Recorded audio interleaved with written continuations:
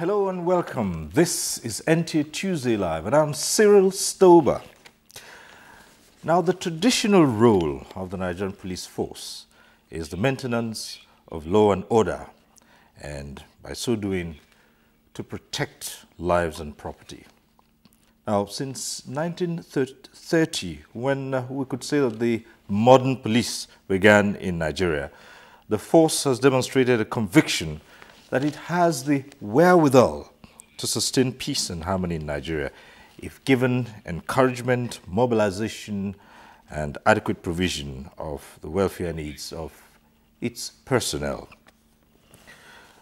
However, with a growing population, it's now obvious that the strength of the force can no longer cope with its traditional role of keeping crime and criminality in check. Now, the result is ill-equipped police officers, a lack of capacity, poor training and retraining programs. But against this backdrop, various governments had to adopt various approaches to assist the force. Now, the MD Yusuf panel under President Goodluck Jonathan was among the recent ones undertaking far-reaching decisions on police reforms.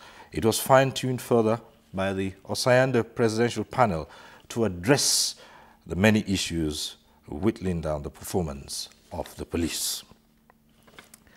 In all of this, there have also been calls for state policing. There was an experiment for officers to work in their home states and local government areas. Tonight we'll be asking if that experiment succeeded in any way. Still, on the police, the minimum entry qualification has been raised to a diploma, and this along with other approaches to make the force better. But then, Nigerians are still asking that they deserve a modern police force. And so we ask, how do we achieve this desired standard for the police that will serve the people? That's some of what we'll be talking about tonight on this program. But first, let's get to see this report by Bonaventure Nwodo.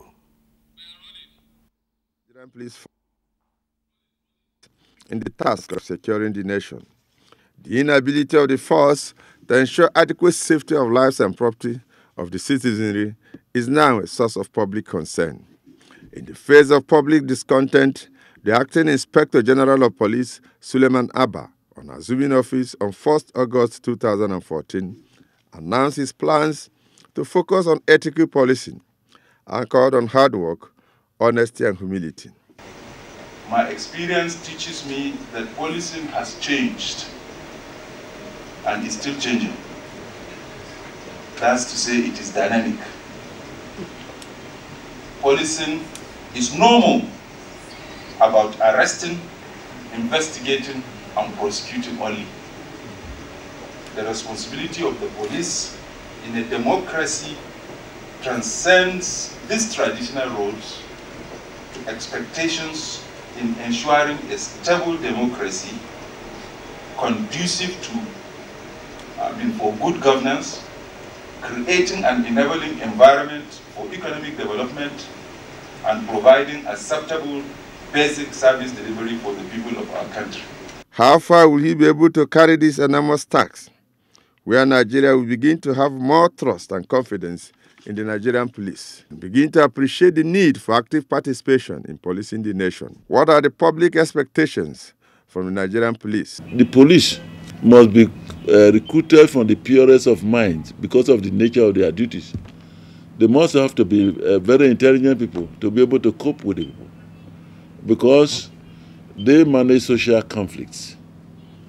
And then why do you post them to the beat or to go and investigate? They are on their own. That is the only organization so far that a constable may confront a problem on the street, and he cannot tell the disputants or those who are fighting and say, wait, gentlemen, wait, I'm confused. Let me go and find out from my boss what action I have to take. He is to take his action on the spot. And then the action he's taking may end up in the Supreme Court. Any policeman who is psychologically balanced, psychologically trained, will certainly take this country forward. Let them be upright with their ethic. Police has an ethic. They have an ethic before forming the police in Nigeria. Let them base their own operation, base their own by the ethic that was being formed for, and let them respect the rules of law. Average Nigerian policeman is a very kind man, very hardworking. But in the midst of the policemen, there are bad eggs that are polluting them.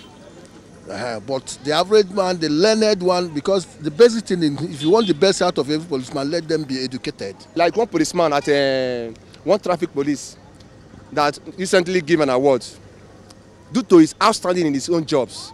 That is what we expect every Nigerian police to be outstanding. Let every state have their own police so that they will know what is going on within the state. It's better. It's better than everything will be jam-packed at federal alone. It's high time that national security begins with neighborhood watch, and every Nigerian must begin to see himself or herself as a stakeholder in the national security architecture. Government at all levels must begin to show more concern for collective action. Personal security, like national security, imposes a duty of maximum care on the part of the individual. In Abuja, Bonaventure Modo, NTA News. Well, that report sets the tone for tonight's discussion. Let me introduce our guests to you. I'd like to welcome to this program Senator Paulinus Igwe, who's Chairman of the Senate Committee on Police Affairs. Distinguished Senator, thanks for joining us. Thank you. Good evening. And we'd like to welcome to this program, I think this is his very first appearance on NTA Tuesday Live. Let's welcome Suleiman Abba, OFR, NPM, MNI, the Acting Inspector General of Police. Glad to be here. Thank for joining us tonight. Thank you. Right. Let me also welcome tonight to this program Hadiza Bala Usman, who's a female activist. It's nice to have you join us tonight. Thank you for having me. And also here tonight, we say welcome to Professor Etanibi Alemika, Professor of Sociology at the University of Jos. Prof, thanks for being here. Thank you, Cyril. All right. As is usual on this program, at the appropriate time, the phone lines will be open, and that means you can get to join in the discussion in the studio. You can call in with your questions or comments, and I guess here we'll respond to such issues as you might raise. You can also join us via Twitter, and you can also send in emails or text messages. The addresses will be on your screen. But let me say this, for those who will be phoning in at the appropriate time, if you do get through, do us a favor, turn down the volume of your TV set. That way we'll avoid the hurlback or the echo. So once again, welcome to NTA Tuesday Live, and let's begin from the beginning, as I usually say. And we turn to the Chairman of the Senate Committee on Police Affairs, distinguished Senator Paulinus Igwe. Bring up to date on the status of the police reforms so far. That's in, if we look at compliance with the counterpart funding by all tiers of government. Thank you very much. The issue of police reform, as it concerns the counterpart funding by states, is yet to be implemented fully, because I know that, yes, the approval has been given, that the money be deducted 1% to the Nigerian police, but yet we're still seeing it in paper. It has not been implemented accordingly. The reason is that the necessary procedures are not been fully completed. But I believe that since the president has given approval to that, all states are ready to comply with the reform, because those of us in the parliament, we cannot and not in any way allow the law we made to not to be implemented. We must make sure that that reform is achieved according to the desire of the people of this country. All right, we'll return to you and look at some of those issues that were raised. But let's come to the Acting Inspector General of Police now. And you're stepping in at a time that Nigerians are demanding a lot of the police force. And of course, within a few weeks of your coming into office, the nation conferred on you the National Honor of CFR, the Commander of the Order of the Federal Republic. And so, Nigerians are looking up and saying, let us see this Inspector General who stepped into office as a Commander of the Order of the Federal Republic. Let us see him turn around this police force and give us a modern-day police force that we can all be proud of. And you've talked about ethical policing. What's that? Well, thank you very much, Cyril. Well, when you talk about ethics generally in an organization, the first thing that will come to mind is that you are trying to professionalize that organization. Organizations that are professional in character can only achieve that because they have a code of ethics. That's why you see the lawyers have a code of ethics, the military have a code of ethics. And I won't say that the police do not have provisions for ethical conduct in our regulations. Yes, we do. But the only difference is that perhaps we have not brought them together, those provisions, and form a single code of ethics that the officers will understand that this is what is expected of them when you are talking about code of ethics. What I have done, and what I'm saying is that for a police officer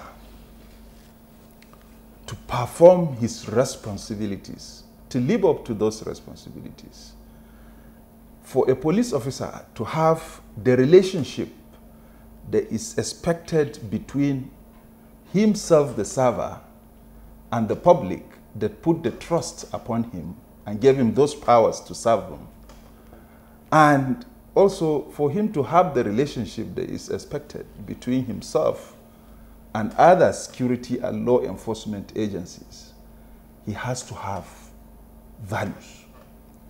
Values that will enable him perform better, be productive, achieve the objectives for which that organization is set up, such as the values of hard work, the values of integrity, the values of loyalty, the values of humility, and so on.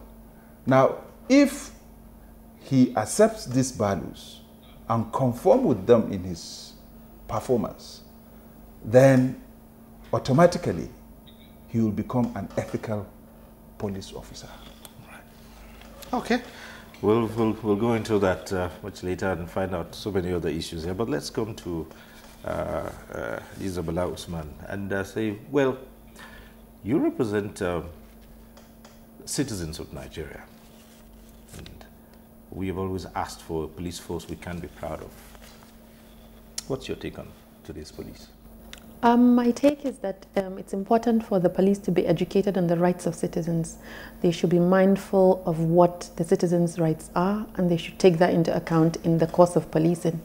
While advocating for Bring Back Our Girls, we've severally had encounters with police, and we've called onto them to appreciate what is contained within our constitution, what is enshrined within it, and provide us with all of those provisions.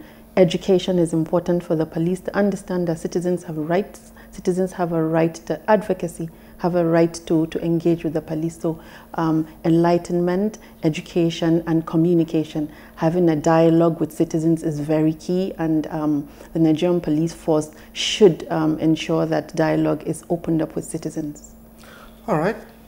You talk about dialogue. We'll also ask as we go on this program, we'll also ask what the responsibilities of the citizens are towards supporting or maintaining a proper police force. We'll go into that. But let's hear from a professor of sociology who's joined us here tonight, Professor Alemika.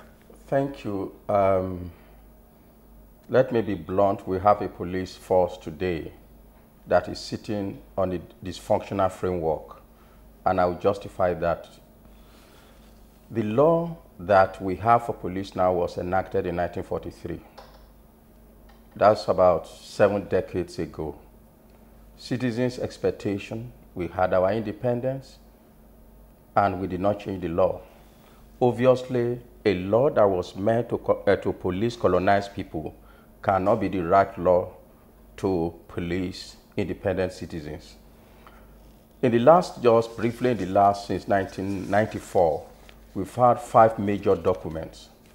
The first one, I think, in 1993, by senior retired police officers themselves that set up a panel, made fundamental recommendations. In 2006, President Obasanjo set up a presidential committee on police reform chaired by Damadami. In 2008, another one by MD Yusuf. In 2012, chaired by Osanyade. All these recommendations have not been codified into law.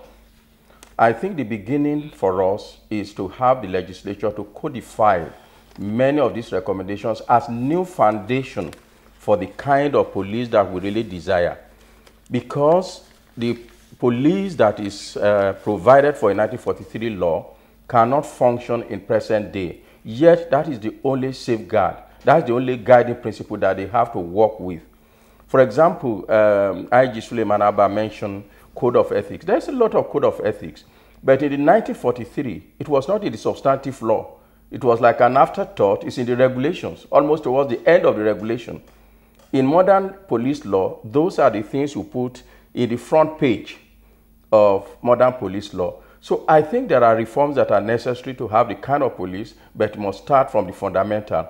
You have constitution that grants citizens rights, but you have a police law that, of course, was meant for colonized citizens. So I think we can begin the reform from those important reforming those structural deficiencies, which is the legislative basis for any action by the police.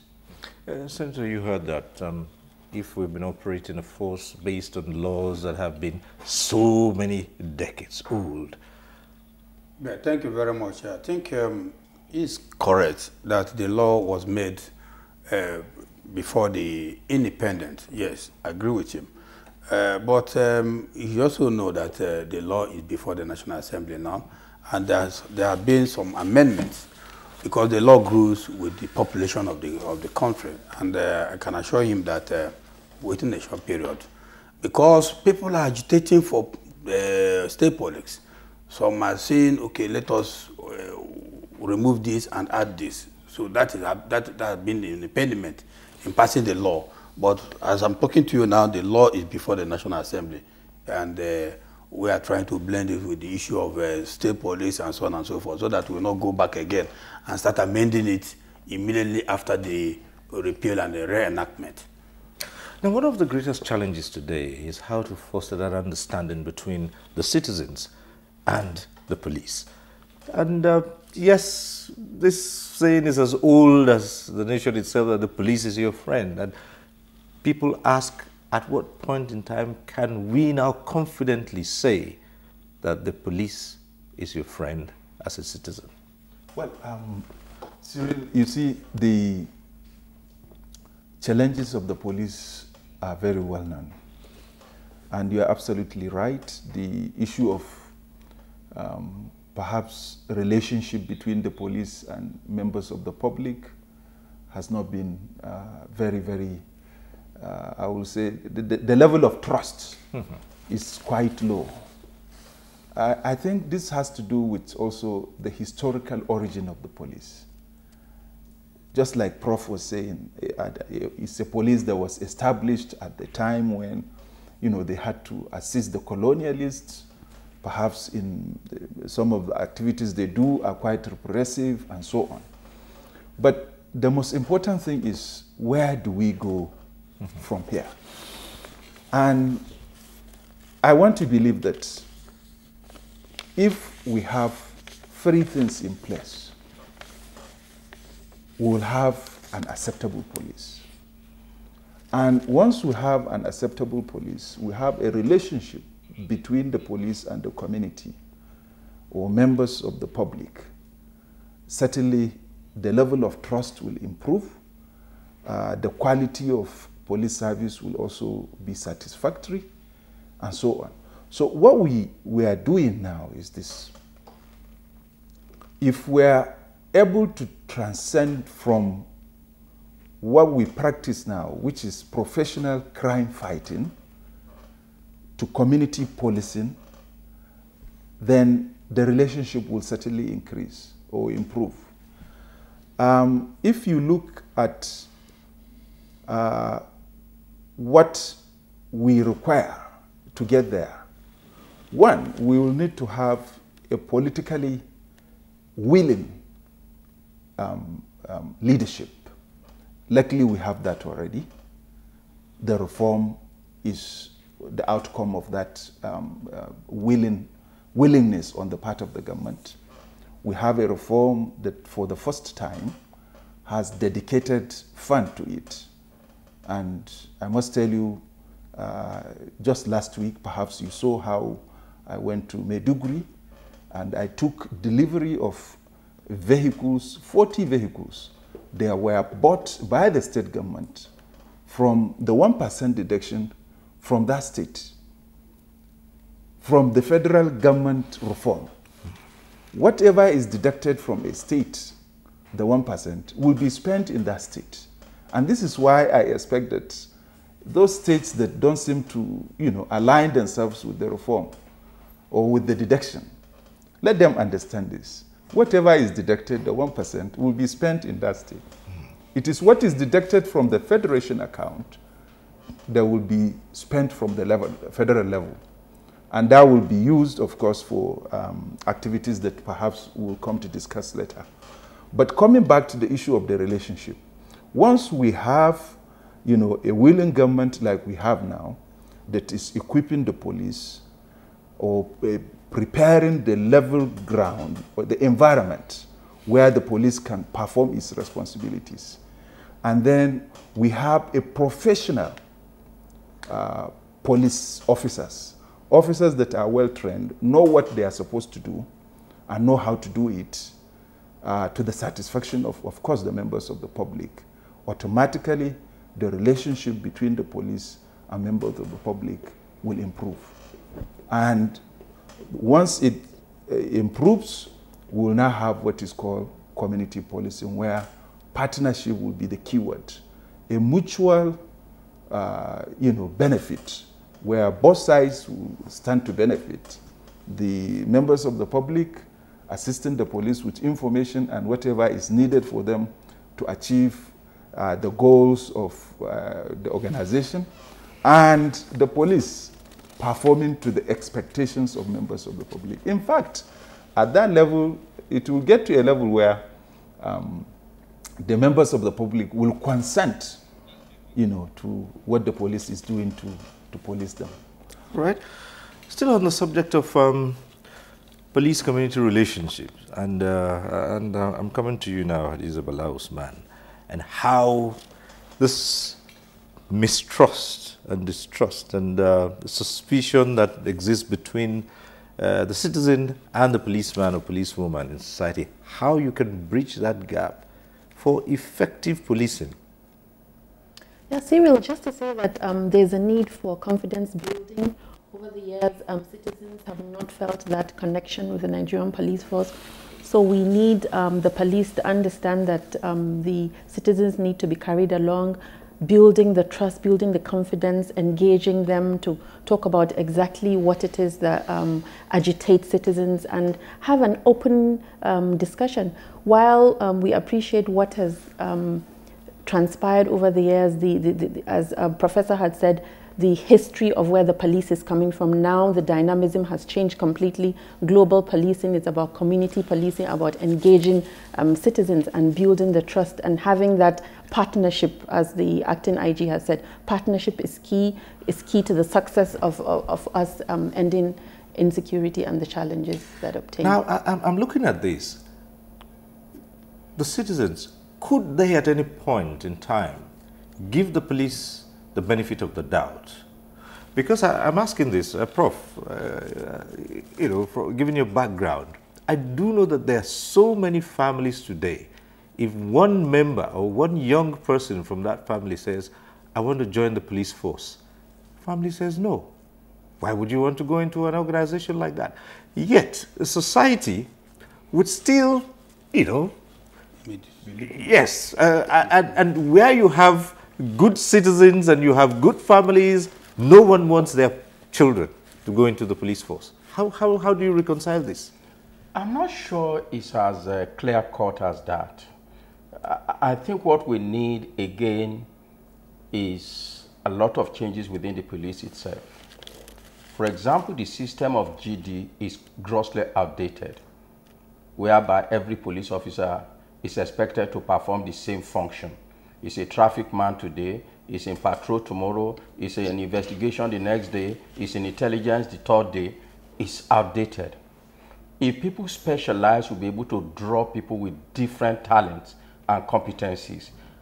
I give you an example. When I was graduating, I actually wanted to join the police. But I've always loved teaching.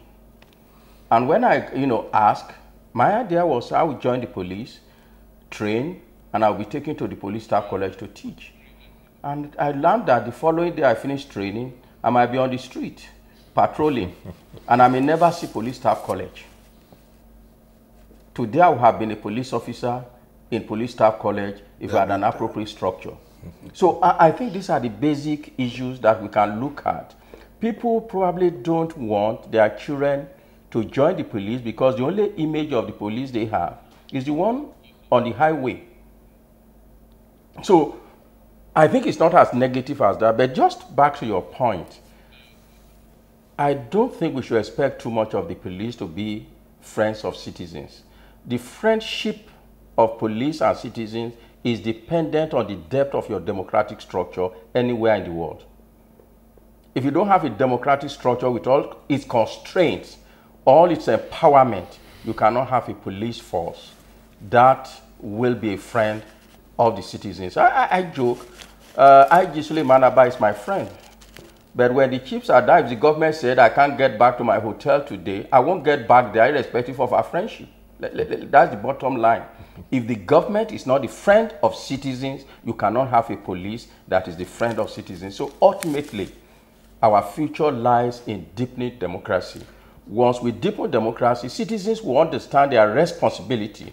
Our constitution says every citizen has an obligation to assist law enforcement agencies. But the question is, what is it that that agency is enforcing? If people do not see what they are enforcing as being in the public interest, they are not likely to assist. So I think citizens need education, police need education, but ultimately I think leadership is critical. The quality of our governance is critical to build the kind of rapport between citizens and the police that we require. All right. The lines are already open and the calls are coming in, and we have our first caller tonight, Uche, who's calling in from Lagos. Hello, Uche. Go ahead. Hello, good evening, sir. Good evening. How is the day for you? Well, just go ahead with your question or comment. All right, thank you. All right, I want to contribute to what people are discussing. Yes, go on. Because I've been waiting for a time like this. I want to greet the acting inspector general. Thank you. He's still a young man also. Thank you. Sir, please don't be offended. I don't know if you are aware of what is happening around the Lagos vicinity. Lagos. Formerly, when we are young in the villages, police has a lot of respect. By the time police used to wear the short knicker and other clothes on top, they don't have guns. They don't use guns, but they always use batons. But when you hear about police, you run away. But this time around, the intimidations of policemen in Lagos have become unbearable. I love what former Inspector General of Police did last time. Extortions are every corner within Lagos vicinity. Extortion is every corner. Just send their private teams to investigate what exactly happening within Lagos. So, formally, when a vehicle breaks down the road, maybe in the middle of the night or along the line, you saw a police, you get a policeman coming around, you feel confidence. But this time around, it's not like that anymore. What is happening? We just want to find what exactly is happening. Okay. Because we have lost confidence in our police, honestly speaking. All right. Okay. Honestly. Right, thank you. Intimidated by your men so many occasions. Some of these our vehicles is policeman in charge of controlling stopping. Sorry, sir. It's a policeman in charge of a truck carrying container along the road. Okay. It's a policeman in charge of investigating what is inside the container or stopping money from the drivers. If you doubt me what I'm saying, come along with Cobridge tomorrow.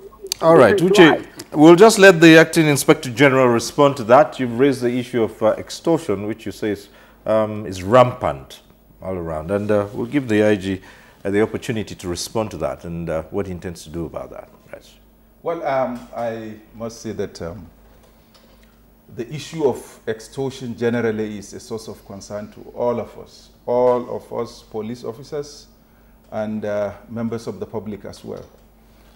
In fact, it's so much a source of concern to us because apart from checking ourselves, we also have the responsibility of checking that crime amongst other members of the public. But I must say that one thing is very clear. It is mainly in the police that corrupt practices are not only checked publicly, but officers found to be involved are tried administratively and are even prosecuted in the public courts. I dare to say that there is no time an incident of corruption or corrupt practices is reported to police officers, including the current leadership of the police in Lagos, that arrests are not done and officers are prosecuted. Certainly, the issue of corruption is a general problem of the Nigerian society. But to us in the police, it is not an excuse to say that it's a general problem of the society because, like I said, we have the major responsibility in terms of enforcement of the laws against corrupt practices. I must tell you that that is why I said the issue of ethics and values are of utmost importance in the efforts to reposition the Nigeria police under my leadership. Once you have this, changing culture is not an easy thing to do. And I want to believe that is why perhaps in the recent past, there have not been deliberate efforts, to make attitudinal change a cardinal point in any of the immediate past administrations. That is because, like I said, changing a culture, particularly a culture that has been there for too long, it takes a lot of time. In fact, it takes a clear resolve, and that is what we are working on. This is coming from the top, and I assure you that it will get to the bottom too. We are working collectively to make sure that the bad eggs amongst us are identified and are actually brought to book, and the whole culture itself.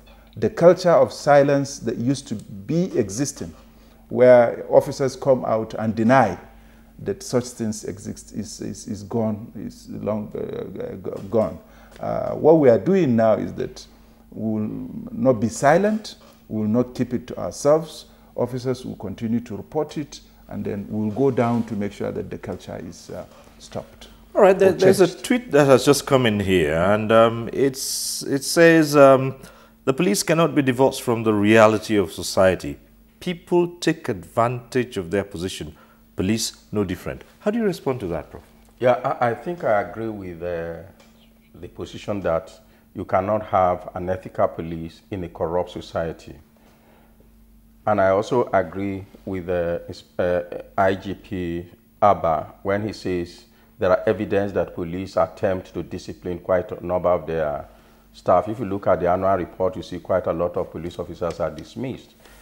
And I'm also happy he says that age of denial has gone. When I was a much younger academic and I go to make presentation at the police, and I say police, there's corruption in the police, I know many big police officers then will look down on me as if they should tear me to pieces.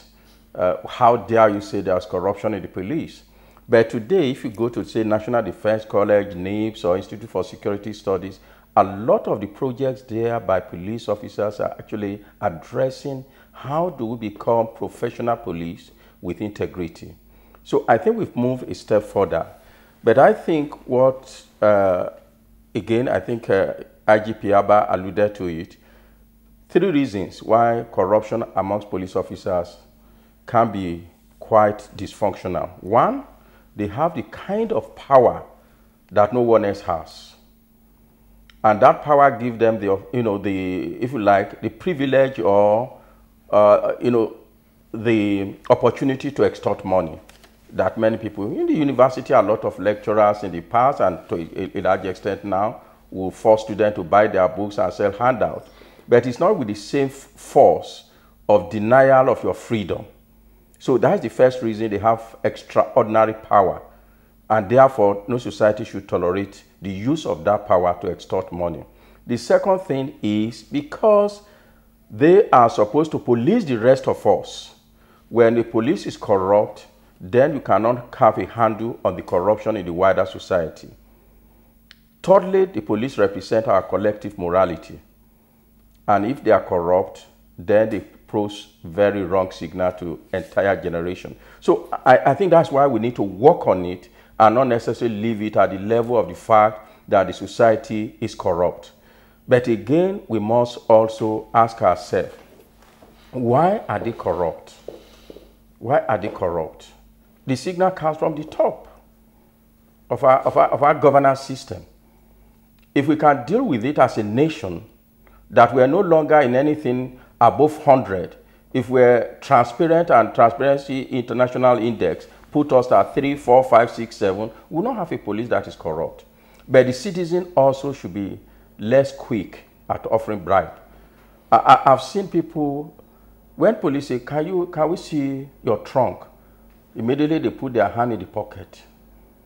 The man didn't ask you for money, but they brought out money. You find some police officers say, that's not what I'm asking you. I'm insisting you open your trunk. These are some of the mutual education we need on the part of the police and on the part of the citizens. Okay. Well, Hadiza, how do you tie this question of good governance? Because obviously what Prof is saying now is with good governance, you can begin to have the kind of policing system that you desire. Absolutely. It falls out of good governance, it falls out of deepening of democracy and understanding the rights of citizens.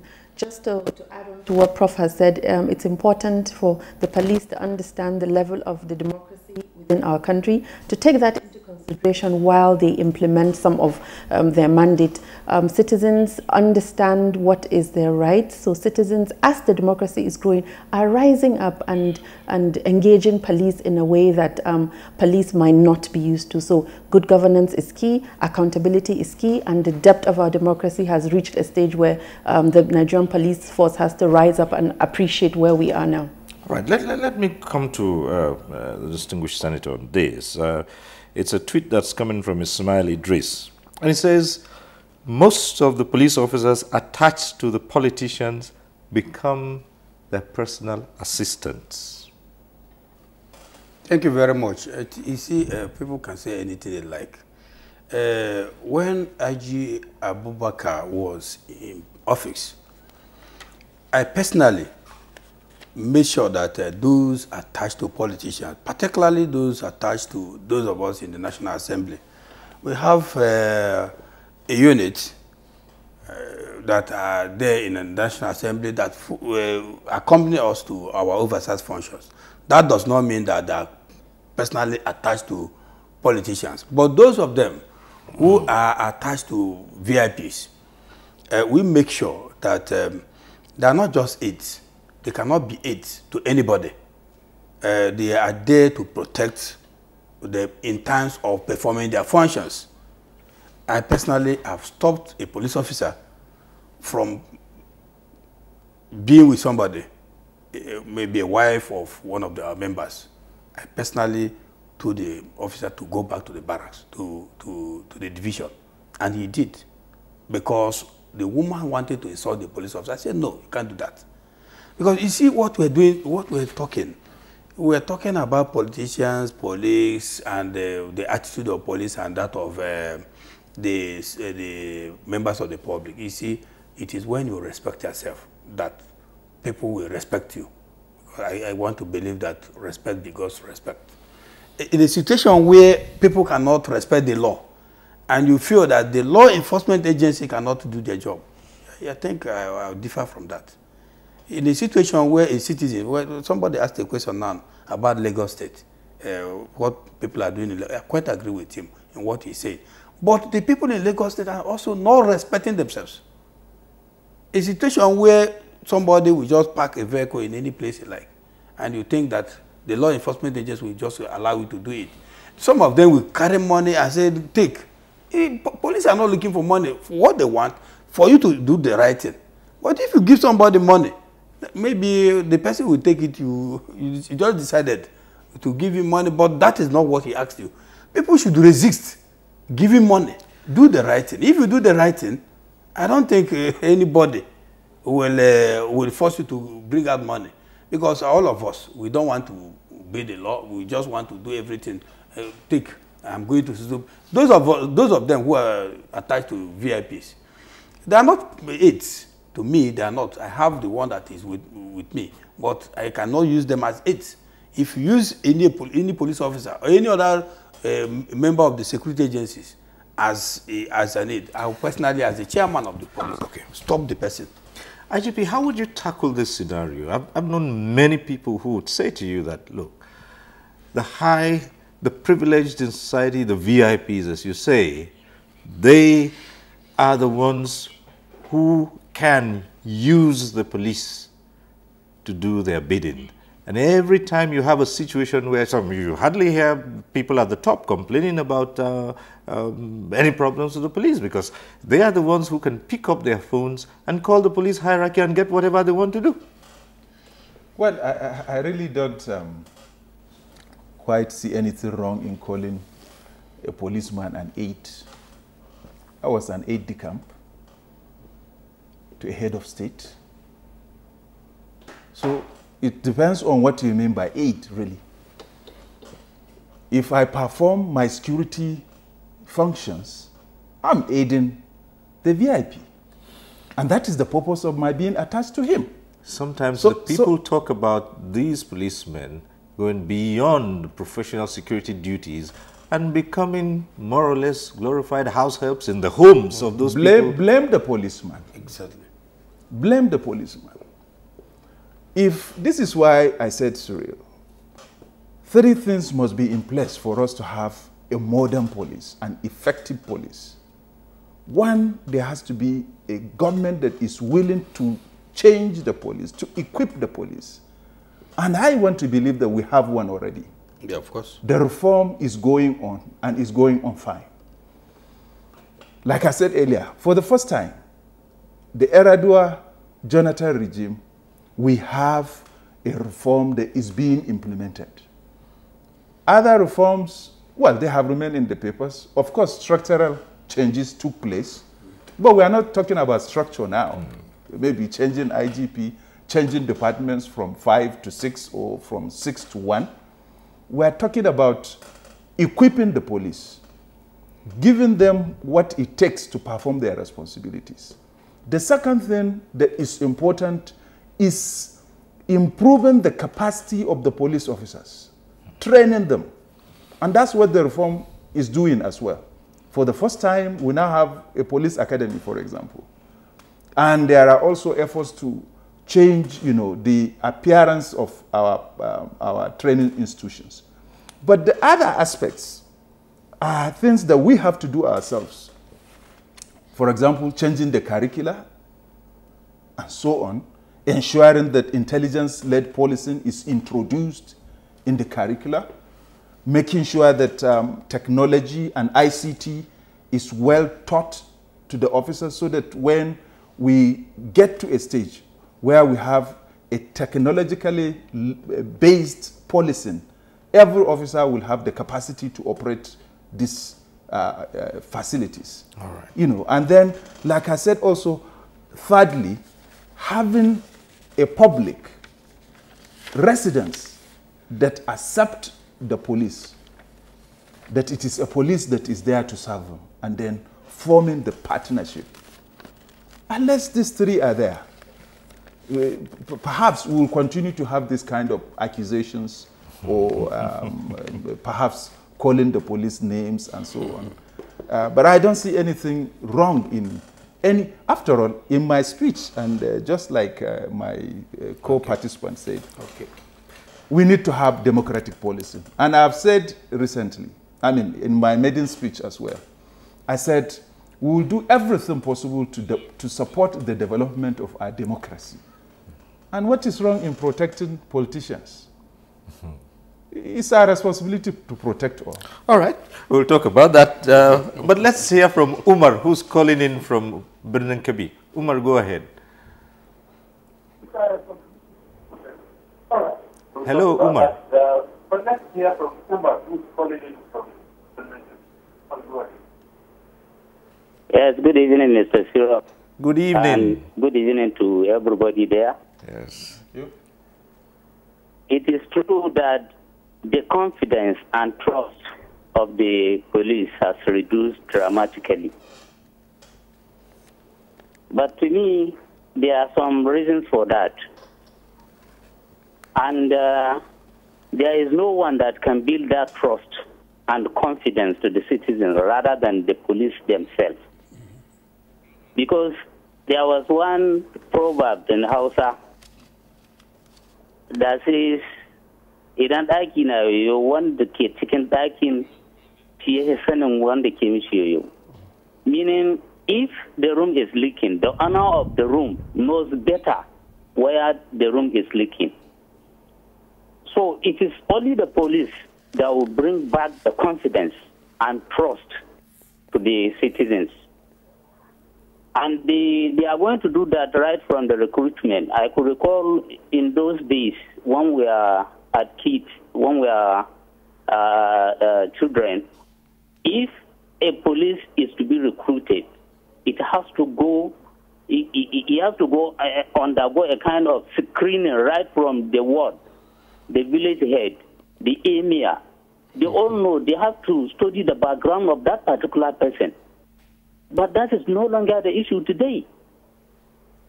So somebody somewhere will just come to one state and screen the people. He doesn't know anybody there. He doesn't know their background. He doesn't know whether the person that he's recruiting is criminal or not. This thing has to change. We have to go back to that old system of recruiting police officers. Then, secondly, the condition of service, not necessarily the salary, the other condition of service need to be improved. Honestly, you cannot just send a police officer to go and fire criminals with this kind of wretched arms, and you expect him to face the armed people. I mean, it's just suicide. Nobody can do that. So their condition of service, up to the arms, up to the facilities, their officers, their barracks, all these things need to be improved. If at all you want somebody to give his own life to protect the citizens of the country, then you have to give him something in return. This is natural. We are all human beings. We know what is going on. Yes, right. Let me just stop here in order to allow other people to contribute. Thank you, Mr. Siro. Thank you very much, Umar. Yeah, Cyril, I think I would disagree with the IG on this matter. I think what he tried to justify is regime policing. that if you are in government, you deserve to be protected more than the other citizens. I'm not sure it's tenable. People need police to be attached to them because there's no public security. If we can guarantee public security, then we do not need individual policemen attached to us. You find in most advanced countries that's not the case. But I think we can afford it. I think the estimate is probably that we have about 18% of our police force attached to politicians and public officials. Can we afford that? We cannot. We are able to afford that because we do not spend enough on our police. I give you an example. I was in Denmark and I visited the National Commissioner, they call their National Commissioner. And at the entrance, it was a private company that was responsible for security at the entrance. And it looked so odd to me, and I asked him, why will you, as a police force, engage a private person? His answer was quite exceptional. He said, it costs so much to train an officer that we cannot use them to open and close gates. So I think by the time we have a police, that it costs so much to train because of the expertise, that it has taken you 10, 15 years to train him in intelligence. In the best places, he has acquired the skill. You will not throw him around like anyone else.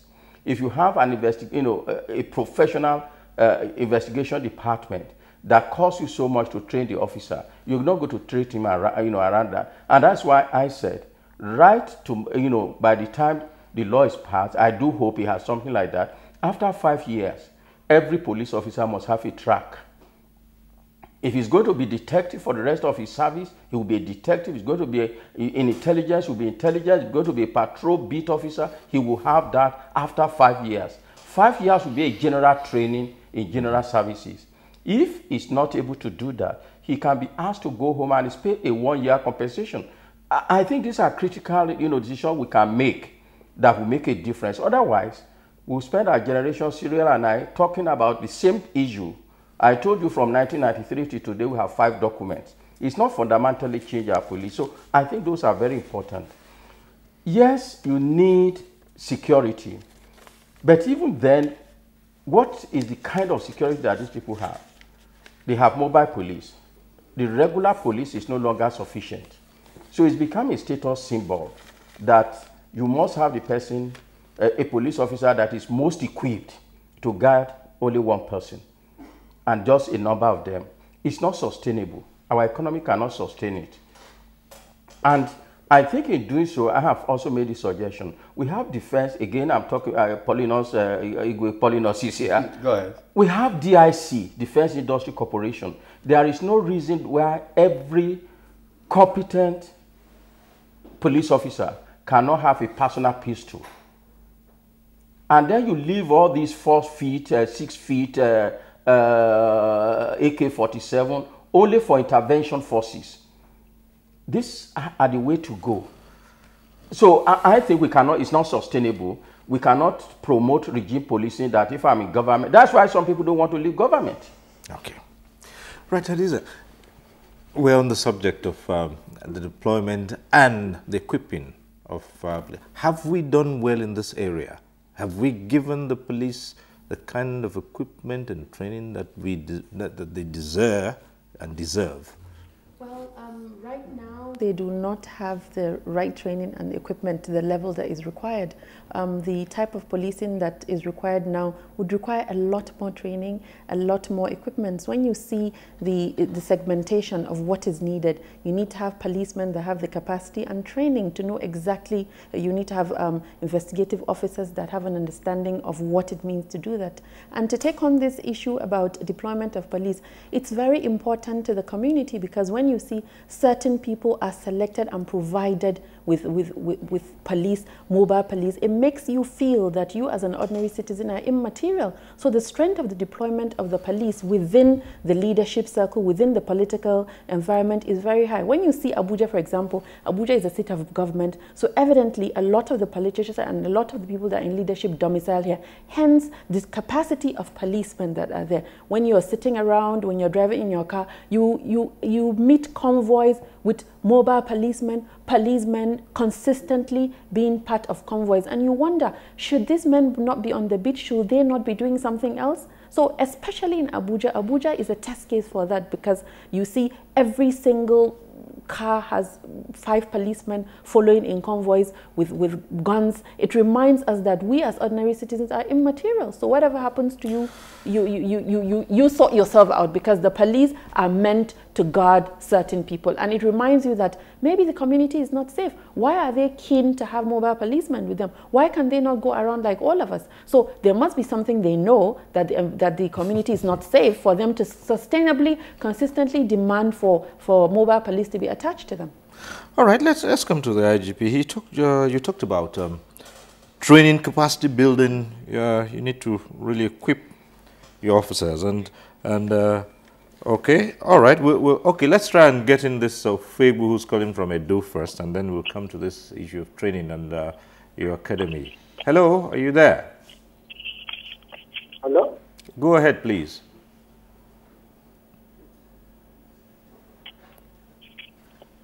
Are you still with us? You're calling in from Edo?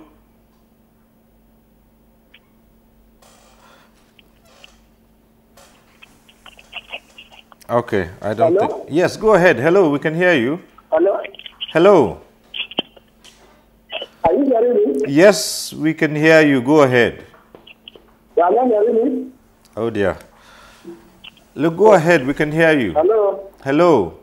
All right. It would seem that you're having some challenges with getting across here. Maybe you just have to call back. But let's return to the issue of your academies. And this tweet has just come in here from Ismail Idris, and he says, what is the IG doing to retake their college in Goza? Well, perhaps if I may start with the issue of Goza. What happened to that college? One of our best, I must say. I have been to that college several times, and people who go there on training will tell you it is one of our best. And that is why several efforts were made to protect it. We succeeded in quite a lot of them. Unfortunately, in the last one, they came normally, having failed in attempts. They came in very large numbers, hundreds, with armored vehicles and multi-purpose guns, mounted on several pickup vehicles.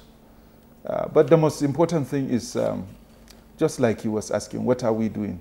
First and foremost, what is happening in Borno is a war, sort of. And the war centers around that area as well. But I must tell you, in recent weeks, Nigerians have seen how a lot of successes have been recorded. It's a military-led operation and is going on well. And I must tell you, until it is over, we cannot say this is what we are doing to recover the school. But let me say that at the end of it all, we'll get back our school and we'll be back on training. All right. But well, you asked also on the issue of training. Training, yes. Like I said earlier on, one of the tools I'm using to reposition the police includes the issue of intelligence-led policing. In it, what we need most at this time is training in intelligence-led policing. At the end of the day, what we expect to have is a situation where even our investigations will be intelligence-led. The whole purpose of intelligence-led policing is mainly to prevent the crime, to get the information, to be able to preempt it before it happens, be able to deal with threats before they materialize. And in intelligence-led investigations, before you even go to investigate, you would have gathered your evidences, in place of what we have now, where perhaps the arrest comes first, then you now go after the evidence. So these are areas that we've started. We've established an intelligence-led school.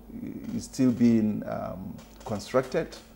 I'm paying a lot of attention there to make sure that the school is completed. Our foreign partners have offered us a lot of trainings overseas, and some of them here at home. I have established, appointed a staff officer whose responsibility is to make sure that we don't miss those opportunities like we had done previously. And once we succeed in getting the officers trained, I believe the police that will be acceptable to members of the public will be in place. All right. Well, we'll take a short break here. Stay with us on NTA Tuesday Live. We'll be back and we'll take on so many other issues. And I see your tweets have been coming in, and many of them have been talking about the issue of roadblocks. We'll look at that, and then we'll also return to the issue of recruitment. Stay with us. We'll be back shortly. The struggle for independence had been a long and tough one. Our founding fathers and compatriots sacrificed their comfort and even shed their blood. We cannot at this point in history afford to spirit away their sacrifices for immediate but temporary gains of today. Let us emphasize what unites and not what divides us. Working for the unity of purpose with a stronger vision for a better tomorrow. NTA, growing with the nation. Together, no matter where you come from, no matter your religion, we are one. Let's live together. Let's stop fighting each other. Let us live as one. It doesn't matter where you come from, your tribe or religion, man, woman or child. It doesn't matter who you are. Put Nigeria first. No matter where you come from, no matter your religion, we are one. Let's live together. How can we develop when we're always in crisis? Families have become refugees in their country. No matter our differences, show some understanding. No matter where you come from, no matter your religion, we are one. Let's live together. Nigeria, the only country we can train with remarkable potentials to excel. Let us believe in ourselves and change our attitude for the sake of our country and generations unborn. Let us revive our cultural values, which are our essence as a nation. Let us renew the spirit of patriotism and hope in our dear country. Do not take or give bribe. Be punctual always. No more African time. We can't expect to be global citizens and operate on African time. Join the queue. Insist that people are attended to on a first-come basis, no matter who they are or where they come from. Nigeria, good people, great nation.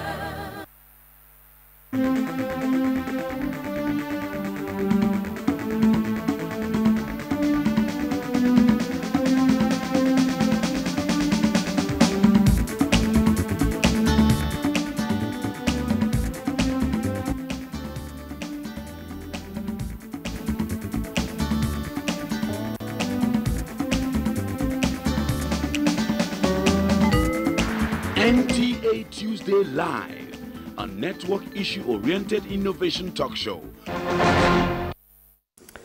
Right, thanks for staying with us. Even behind the scenes, the discussion was going on here in the studio. We are going to start off this segment with an issue that many of the tweets we have raised, and it is to do with roadblocks. And said there are so many roadblocks across the highway, even though the IG has said dismantle those roadblocks. They're still there. And I do know, I've had the opportunity of having interviewed at least 4 former IGs, and they have all said this thing, dismantle the roadblocks, when they come into office. It's about the first thing they say. And somewhere along the line, no one obeys that anymore. What is this current IG going to do that will be different? What I will do that will be different is that I will face reality. if it's necessary for me to have roadblock in any particular area, I will face the reality of having roadblock. And I will tell you why. But the fact of the matter is that we've said no more roadblocks.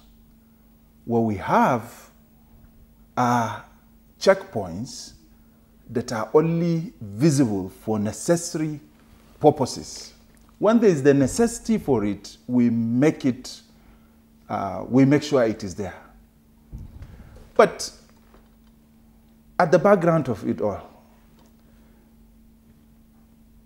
roadblock is an international standard of policing. When we had the challenges of insurgency and the military came in to assist the police, you've seen how roadblocks are brought in. And Cyril, when I took over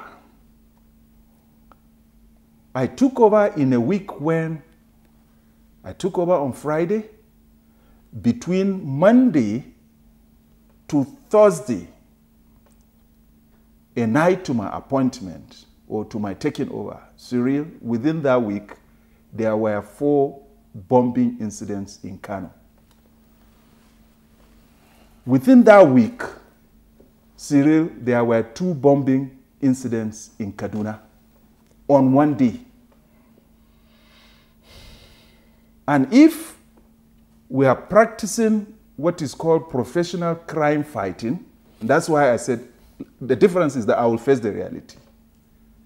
In professional crime fighting, the policeman, from his teachings, from his background, with available equipment, he's saying that I know what to do to police the society. In community policing, you are even expecting the public to say, police us this way, police us that way. We don't want roadblock, we don't want this, we don't want that. The policeman determines how best, at this situation that we are in now, how best he can police the society. What I have done is that I have introduced what we call tactical points units. These are no roadblocks. What we've done is that we've stationed policemen at strategic locations. And that is why since I took over, the only bombing incident we had was the one in Kano at the College of Education. Okay. One of the tactical points responded swiftly, and that's the difference. And we are even able to get down some of the terrorists. This was shown all over to Nigerians. So we are not returning roadblocks. What we are doing is that perhaps there may be some inconveniences because we are stationing them in several locations. But if it pays to the most disturbing crime in the society those days, because now we are enjoying the improvement, if it pays, let's manage the inconveniences. Okay. It is not going to be forever, it's temporary. All right, I just have a tweet here, and I'm going to read this particular tweet because it gives you an insight into the mind of the Nigerian. And we started off this discussion by saying that one of the challenges is to improve the relationship between the citizens and the police force. And this tweet here is, alluding to the kind of thing that we're talking about. And somebody has sent in a tweet here and says, all the people talking to the IG here on this program are too soft. It is stage managed. And it is ridiculous because we have people sending in tweets, people phoning in, and what this particular individual is referring to by being soft is that it has become a pastime to do what we call police bashing. And he would have expected us to say, oh, this is wrong with the police, that is wrong with the police, this is for everything, and everything should be thrown down and all that. And this is what so many Nigerians are thinking about. think that the best way to talk about the police is to run down the police. And that's why this particular individual is sending us a tweet to say, it's too soft. Distinguished Senator. Thank you very much. You see, the problem we have is that, just like you said, people like to bash because they think that by violence or by using harsh word, you get what you want. To me, if you talk to somebody diplomatically, that person must know where you're going to. IG is here with me. You know me very well, and all of you who have been seeing me, I don't look at somebody's face if I'm talking, because the issue of police, I'm the one who oversight, my committee oversight Nigerian police today, and I can beat my chest and say that the Nigerian police has improved better than what it was when I assumed office in 2011. And I can assure you that I've been in this police affair for 7 good years. I was chairman in the House, and now I'm chairman in the Senate, and I know the difference between 2007 to 2012 and 2012 to date. And I know very well that some people may be saying, you are not doing this, you are not doing that. You don't work like that. IG is here. I know where to advise him, and I know where to come hard and say, no, you are not doing the right thing. He will understand.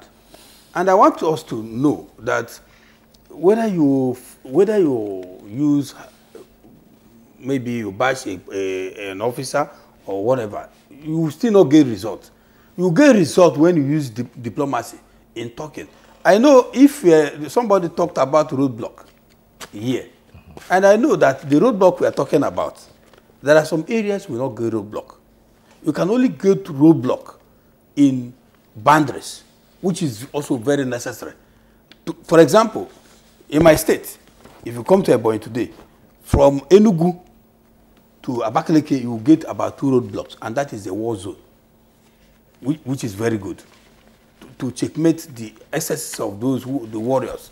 Now, if you are coming from here, if you are going from here now to maybe Lokoja, all the roadblocks you are getting, because I don't know what people call roadblock, all the roadblocks you are getting, checkpoints, all of them are manned by military.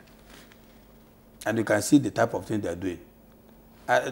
Sometimes people will crack joke and say, what are you doing with your roadblock? I say, my brother, the military has taken over. My men are no more at the roadblock. And I'm happy that the issue of accidental discharge, the duties, maybe in the course of their duty, that one has stopped. Right. Since the 2012 to date. You cannot hear it again. In Onitsha, there were so many killings. But immediately they dismantled this issue of roadblock. I think all those things stopped. I thank police for that one. And I also want the Inspector General of Police to maintain that pace because it has helped. But the issue of dismantling roadblock at the boundary, that one I cannot guarantee the safety of the people. If I say police will not put roadblock at the boundary, because that is where the problem is. Because if the police are there at the boundary, and then maybe somebody's car was snatched here, before it gets to maybe Abaji, the police will be able to stop the person. In case, if the person fails to stop, then the roadblock, the people at the checkpoint will also stop them. I think that is very, very important. Yeah, just to talk about checkpoints and my experiences with police force across different stratas. I drive in Abuja at night, and at the checkpoint, the policeman looked into the car, said, where are you going? Can I see the inner lights? And he said to me, could you pin down, madam, and have a safe drive home? I was very impressed with this policeman, and I have to commend him. In the same vein, I'm coordinator of Bring Back Our Girls. We're doing our advocacy. A ban was issued by the Commissioner of Police to prevent us from doing our protest.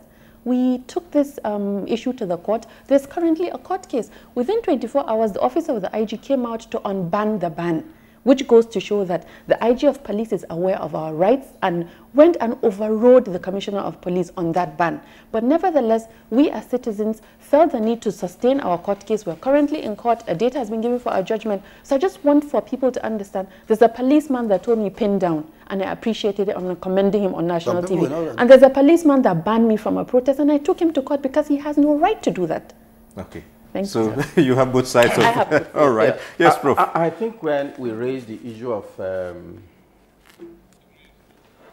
roadblock, I think there are issues that when we discuss very serious national issue, we do not take account of our national dilemma in terms of capacity. For me, roadblock is a function of the fact that police is not adequately equipped. There is no reason for roadblock. Modern strategy is patrol. That is not predictable. It puts the criminal in suspense. We all need safety on the highway. And the presence of police reassures us that we are safe. So the dilemma of the police is how do we guarantee this assurance of safety on the highway? They do not have vehicle with communication equipment that allow them to move to and fro. That's what they should be doing rather than roadblock. They should be moving from one point to another and able to communicate. The problem with the roadblock is you find them, sometimes, I mean, I come out of my car because of my relationship, I've spent more than 3 decades studying police and other security agencies in the country. I stop and actually tease them. I said, look, do you know there's another police station 2 kilometers away? Can we communicate with them? They have no communication linking each other. In an ideal situation, 2 vehicles go in opposite directions, say, I saw a green car, it's suspicious, could you flag it down and check it properly? That's all you require. And the other car just parked by the side, wait for the green car, flag it down, check, and when it's, if there's a problem, he calls the other one and says, I need you to be back here. That is the way we should be taking our police in terms of equipping, in terms of the strategy of policing. So when we also complain about the police, we must also have a framework.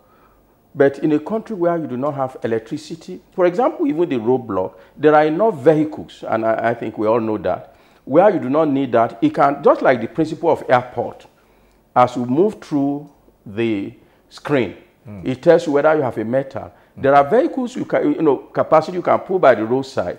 As you drive past, it screen your vehicles and let you know, you can detect whether it's a vehicle that needs to be stopped.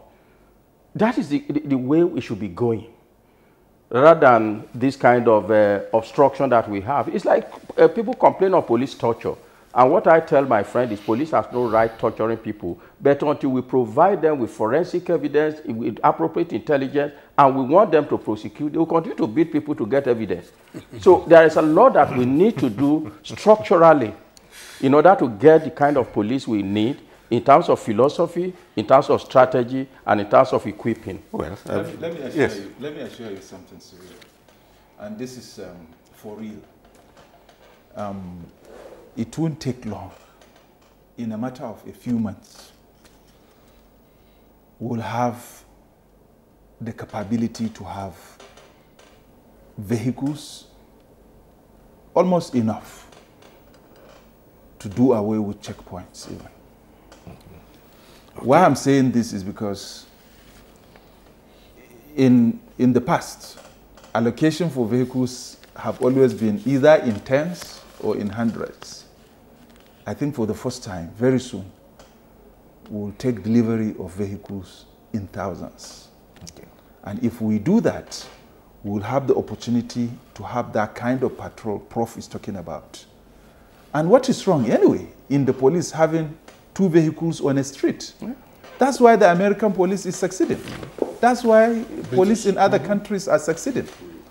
But the problem has always been, can we have these sufficient vehicles? Can we have sufficient communication gadgets? I assure you, we'll have that. Let these 1% deductions go on. Yeah. Let the purchases be, effected. You will have equipment enough to police the society. I mean to say, of course, to the satisfaction of the society.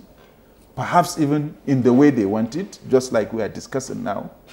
But we will also have the opportunity of improving our barracks, our office accommodation, our appearances, our allowances, and so on. And that's to say the welfare of the personnel will also be taken care of. All right. So they will be more effective.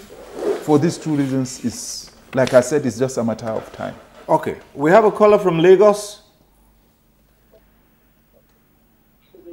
Alvan is calling in from Lagos. Alvan, go ahead.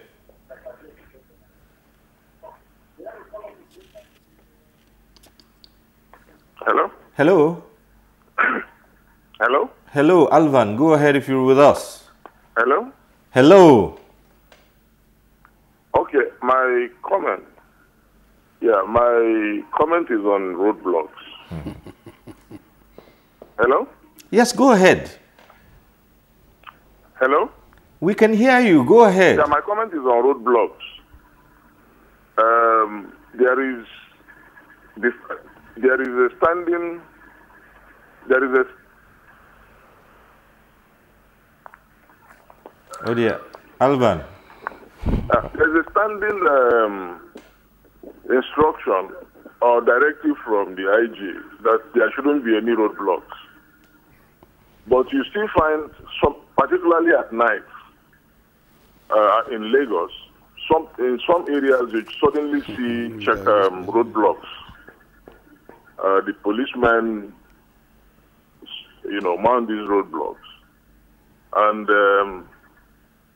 practically all they are doing when they stop you is to ask for our boys, your boys there for road, or make you drop something. And sometimes they also get very, very, very violent in the process. I think that there is need for the IG to. It can't be everywhere, but for there to be monitoring mechanism. Okay. To check some of these excesses. Thank you. All right, thank you. We'll just tie that in with a recall of what Umar said when he called in from Kebbi about recruitment and doing background checks. What happens these days when you recruit? Do you do the background checks? Well, let me perhaps thank the caller. He made a very useful observation. I must say that it is of international standard that values are observed at the point of entry. And Prof, I'm sure I will allude to this. That is why, like I started, the issue of values is taken importantly now, and it's just not for only the police officers in service, but also at the point of recruitment. What he's saying is that at the point of recruitment, those days, prospective recruits, are normally screened or recommended by the traditional rulers. Now, I must tell you, perhaps the advancement of our democracy has made perhaps local government governorship or rulership to perhaps override some of those aspects. Still, what we do, and we are practicing it up to today, or at least in the recruitment that took place before I came in, local government chairmen normally recommend or identify those coming in to be members of their that local government. But I assure you, we have already reviewed this scenario. What we are doing is that in the next recruitment exercise, it will just be the identification of the local government. Traditional rulers who are still respected, and I respect them too, and I believe they do all their best to hold to our traditions, our values, our culture, and so on, will be involved in making sure that persons coming in, are people of good background, people that really can come into the police as valued prospective recruits, and then when they come in, we also teach them the police values, and then they serve the people. I think if I may help you there, yes, IG. I think if the issue of recommendations or giving identification from either the local government chairman or traditional rulers, I want to plead with all Nigerians because I've been in this system and I know what it means. Some people will actually know that this person is not qualified. In all ramification, he will be forcing himself to come into the force. I know that one. Many of them have been writing to me. Some of them who went to police college or academy, some of them were sacked, and they still came back to me and give me a note to the IG. I said, I want to go back to that place. After looking at that person, I will tell you, my friend, before you are asked to go, there is something behind it. You will know that. So apart from that, some of them will know that this person is bad, and they will cover it. Yeah.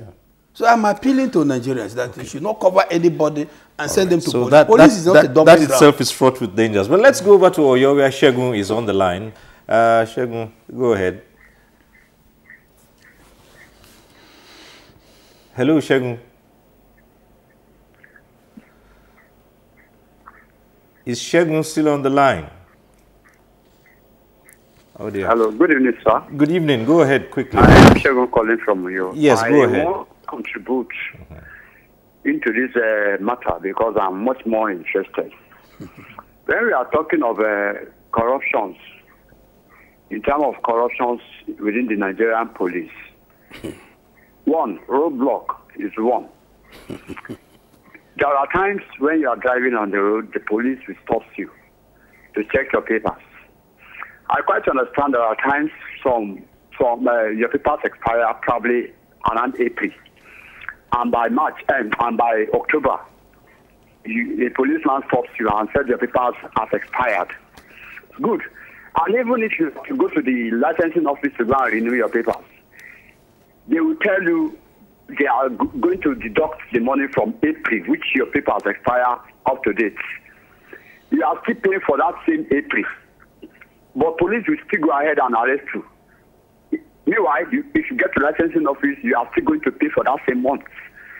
Do the police actually have rights to arrest if your paper expire? When already if you get to licensing office, you pay for the month you have elapsed. That is wrong.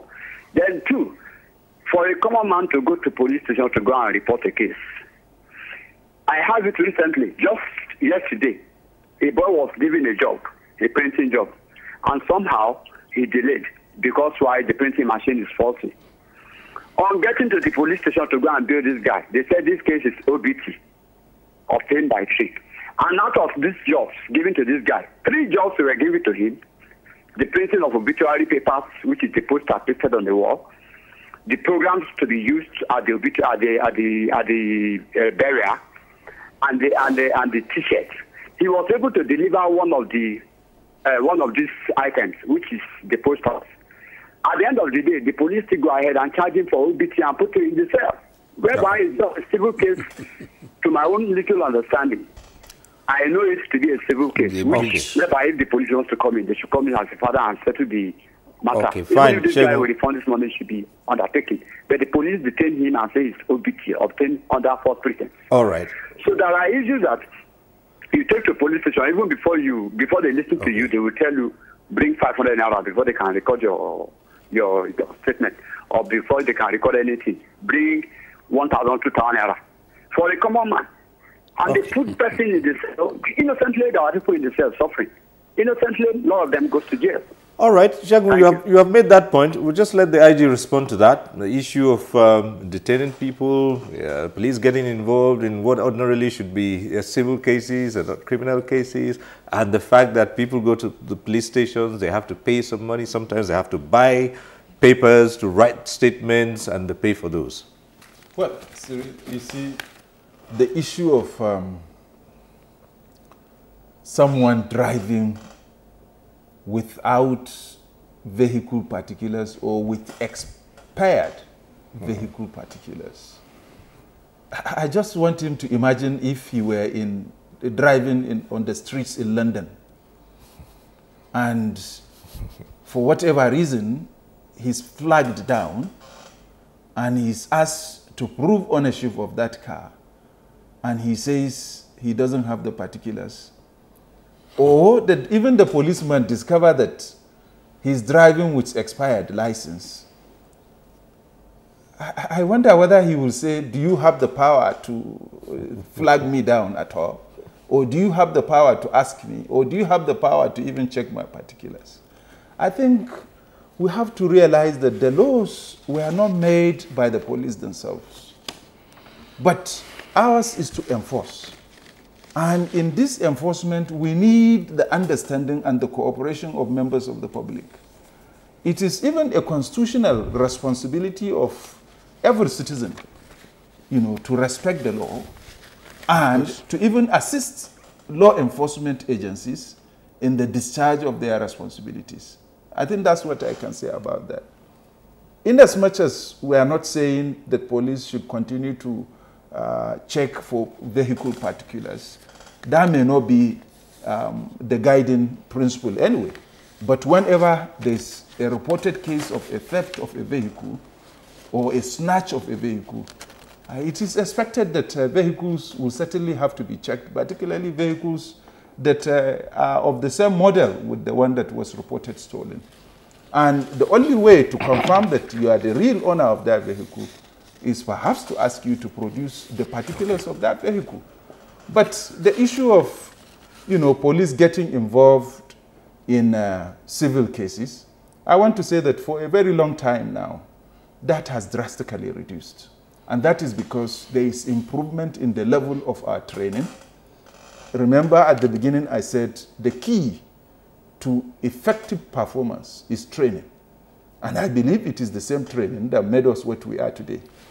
And if we have that, every policeman will know his limits in terms of the enforcement of the law. But let's also come to the reality of it. Are you expecting the police to fold its arms and watch two contractual parties slapping themselves and then perhaps bringing out knives and then the next thing dragging out guns without intervening? Is that what is expected in a society? Is that the kind of law and order we are expecting? I'm not trying to defend interference.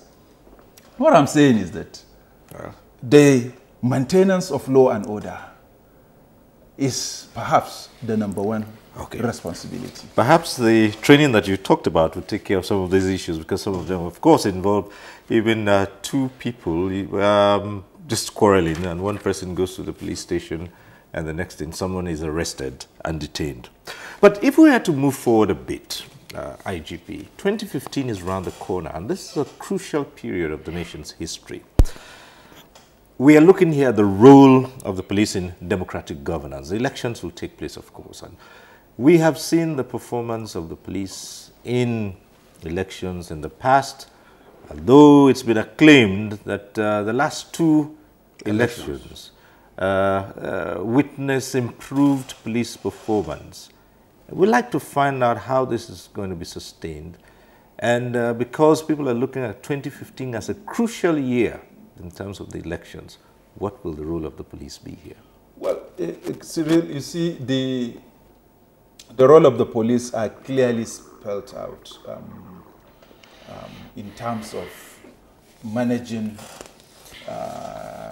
what I may call events generally.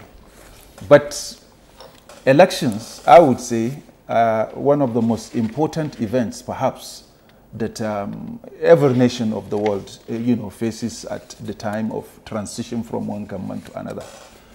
But looking back at what happened in 2011, I was the Commissioner of Police in Lagos during the 2011 elections. And I look back and recall with satisfaction that Lagos witnessed an election that was adjudged to be the most credible, the most peaceful, and the most acceptable, in the sense that there was no single incident of violence. There was no one amongst the parties that went to court after the results were declared. And as I speak to you, I was the officer who chaired the planning of security by the police in the 2015 elections. So I would say that implementing it will be an easy thing for me to do now. But then it does not just end at saying, I will do this, I will do that. There are quite a number of requirements. And let me say that I'm glad that the government has listened to us, and very soon we'll have all that we require to be able to have the elections that is properly policed. One of the most important things that we require, of course, is the manpower. We'll need to have enough manpower, a manpower that knows what is supposed to do. Every police officer, as I speak to you, we have commenced the trainings. We have commenced workshops. In fact, we are collaborating with NBA, we are collaborating with INEC, we are collaborating with NIPS, a lot of interest groups that are coming in to assist us, to collaborate with us, to make sure that our personnel know what is expected of them, not only in activities before the election, but also their responsibilities on the polling days, and also they will have the capacity to manage the, what follows after the declaration of the results. So I assure you, and I assure every member of the public, that we will make sure that every member of the public gets that enabling environment to go and cast his vote and make his choice. All right, we have Dele, who's been waiting on the line for quite a while now. Dele is calling in from Lagos. Thanks for staying on. Dele, go ahead now. Let's listen to you.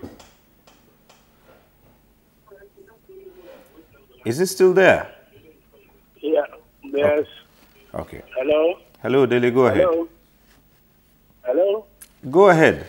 Are you hearing me, please? Yes, we are. Yes, are you hearing me? Yes, we're hearing you. Hello? Yeah. I am more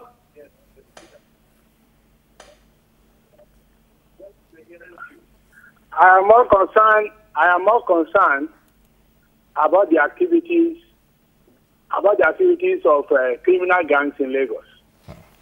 And I believe all these gangs exist.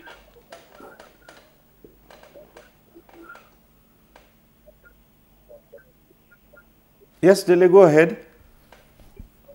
Oh dear. All over the cities, major cities in Nigeria. Every other day, you find a whole street. Hello? Go ahead. We can hear you. We're listening to you.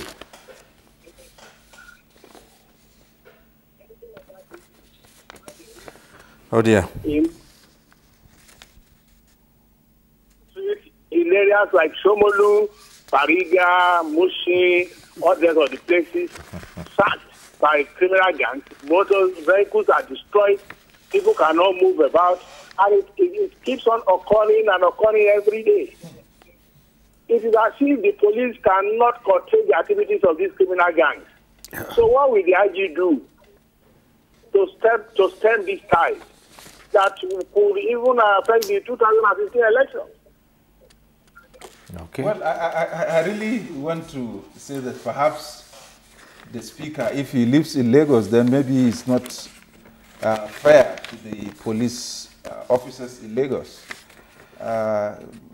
In the last 24 hours, if I tell you the number of violent criminals arrested by the police in Lagos, you'll be surprised to say that maybe you are not up to date.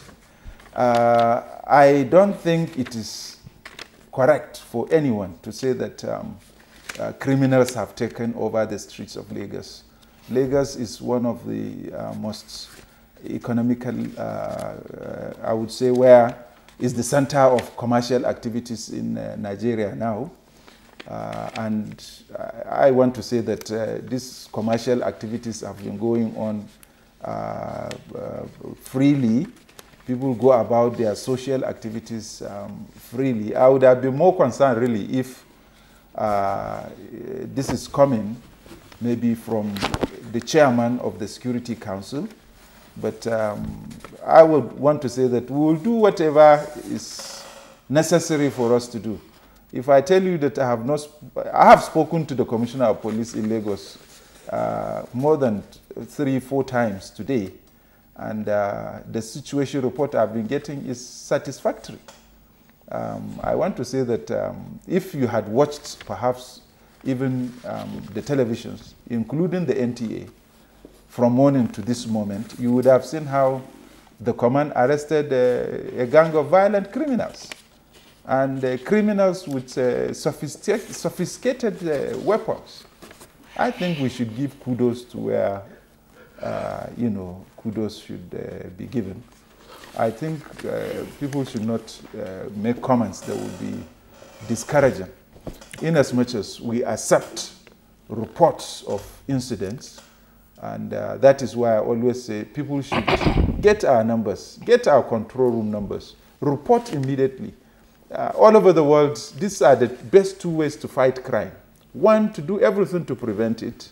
Second, to have the capability to respond fast when it happens. And the only way we can respond fast when it happens is when we get the report, or we are able to see it, or any member of the public is able to see it for us and report.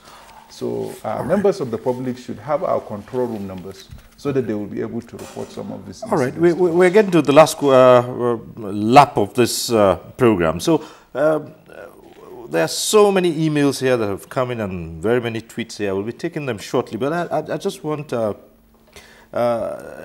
participants here to take another look at the performance of the police in a democratic setting, especially with the upcoming elections next year. So let's hear your take on that, Hadiza. When the IGP mentioned training on the police for election, it's important for the police to understand their role. Their role should not include the intimidation of voters. It's important for them to realize that citizens are very much aware of their rights, and citizens will not allow any form of intimidation. We had seen elections conducted in Ekiti State where there was an inundation of police deployed within that area. That sends a sense of concern for people. There's a sense of intimidation where people that are not used to having policemen deployed in that massive capacity, waking up and then having policemen roaming around their areas, sending a signal of intimidation. So it's important for the police within the context of training as we get into election to understand that intimidation is not a part of it. People should not use the Nigerian police force to promote or to intimidate a certain group of people. So for me, as citizens advocate, I'm insistent on people and the police force understanding and retaining their independence, their independent role in maintaining law and order without in any way influencing any outcome in any way. All right, Prof. Yeah, I think there are a number of developments that we must also acknowledge. I think in the last 3 years within the police, they've started rebuilding the intelligence department, which I think is very critical. I know as of now they have database which give them some idea of the difficult, if you like, strategic threat analysis, almost on a weekly basis. And if this continue till election time, I think this data will be very useful for their preparedness. Secondly, I think in the last few years, I have participated in a series of election-related research, and you will find that the police, one of the problems they used to have is transportation to the venue of election. That you'll see that as an organizational problem. But one of the areas where police violence was very critical, I think police authority have tried to address it. And unfortunately, it's in my brother's Igwe Polinos territory, where most pronounced, where politicians come with the police, they shoot into the air. And what police have done in the last few years is to withdraw those kind of police on the day of elections. Yes. And I think violence had been drastically reduced as a result of those measures. Also, coordination has improved. There is now a joint security with the INEC. So we are beginning to get those areas right. I think where we still have is beyond the police. How independent is the police organization in Nigeria from executive control? I think this is the very serious point we must address. In the last, from 1999 today, my friend Abba is the 8th IG that we've had. By 1999, when we got into democratic this thing, Kumasi, if you count from Kumasi to IGP Aba, he's the 8th person. That's an average of 1.8 years in office. There is no way you can have an organization developed with that level of turnover of leadership. There is no way you can get it. So nobody can plan and say I have a vision for the police in the way that we now. Those are the things that legislation should do. By giving a tenure for the police. Why is it that permanent secretaries have 4 years tenure, which is renewable for 4 years, and the police IG or any of these other people cannot have it? Then on training, I think recruitment must not be an event. It should be a continual thing. In Britain, for example, where you show interest in the police, it may take you 2 years for a space to be available for you. Within those 2 years, they can carry out all investigation from your primary school right through to where you were last week before you were taken in. And I think those are the things we need. Police should have a budget, a very strong human resources department and planning that says on an annual basis, this is the number of staff we will need to replace. And then put them in a row that you have a whole year within which you can plan. So in that case, you get the right kind of people with the right kind of attitude. Senator, that's just thank you very much. You've just heard the high turnover of the police Thank you very leadership. much. It's just part of our law, which he just mentioned down that there is this high turnover in the leadership of the Nigerian police. Yes, because of the law. Now that we're about amending the law, it is part of what we are advocating that the office of the Inspector General of Police, not because he's here, will be made to have a tenure so that he can now plan and then work, use maybe 1 year in planning and then the rest in implementing the law. If the person performs very well, he can also be reappointed. It's part of what we are planning in our laws. As we conclude, we'll just have time to take a couple of emails that have come in. And this one is Xavier Ekwe from Uyo, and he says, police is one of the best institutions in this country, but there's need for effective training. Police Institute should be upgraded to train police officers to obtain a minimum of OND. That means every police officer should be a holder of OND and not SSC. This level of training could change reasoning of an average officer. Training them for only 6 months, and after that you hand him or her a gun and send the person to the streets. What do you expect? That's one thing. And someone says here, I think every force have what they call ceremonial wear, operational wear, and normal uniform. But it's so annoying when you see police in the newly respected blue uniform controlling traffic. Please, IGP should do something about that aspect too. And this is Eric calling in from Warri. And then there is this one from Sali Bala. There is a publication in Nigerian dailies. We quote, we are aware that hoodlums are planning to invade the state. Stay away in your own interests. CP Ekiti State. Says, please, if this caption is true, what is the fate of an ordinary man in Nigeria? And that is from Sali Bala. And of course,